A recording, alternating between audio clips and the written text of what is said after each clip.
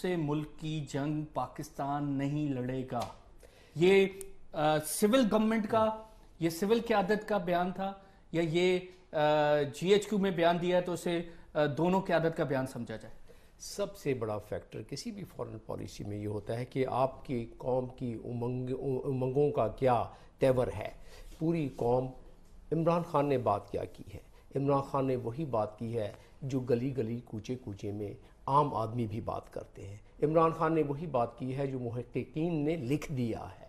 عمران خان نے وہی بات کی ہے جو کہ کراؤن پرنس نے 2 ماہ قبل امریکہ میں جا کے کہا ہے کہ ہم دوسرے کی جنگ تھی، ہم اس میں پھنس گئے تھے. Words to that effect. Imran Khan نے وہی کہا ہے جو ہلری کلنٹن نے اپنی سیکرٹری آف اسٹیٹ یعنی وزیر خارجہ ہونے کی حیثیت سے بیان دیا ہے کانگریس سب کمیٹی کے سامنے، اور کہا ہے کہ پاکستان کو ہم نے استعمال کیا، اور استعمال کرنے کے بعد اس طرح اس نے ہاتھ کیا کہ ہاتھ ہم نے جھاڑا اور پاکستان کو بے یار و مددگار چھوڑ کے آ گئے. یہ تو ہلری کلنٹن کہہ رہی ہے.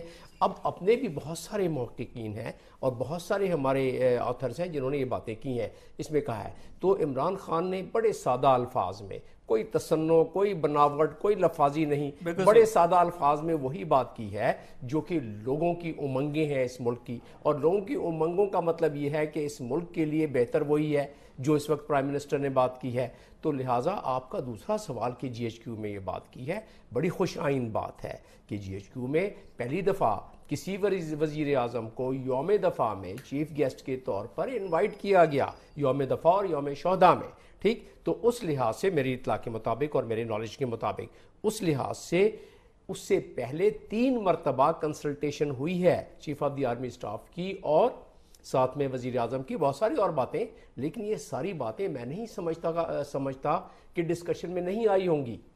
یقیناً فوج کے ساتھ پرائم منسٹر کی یہ باتیں ڈسکشن میں آئی ہوں گی.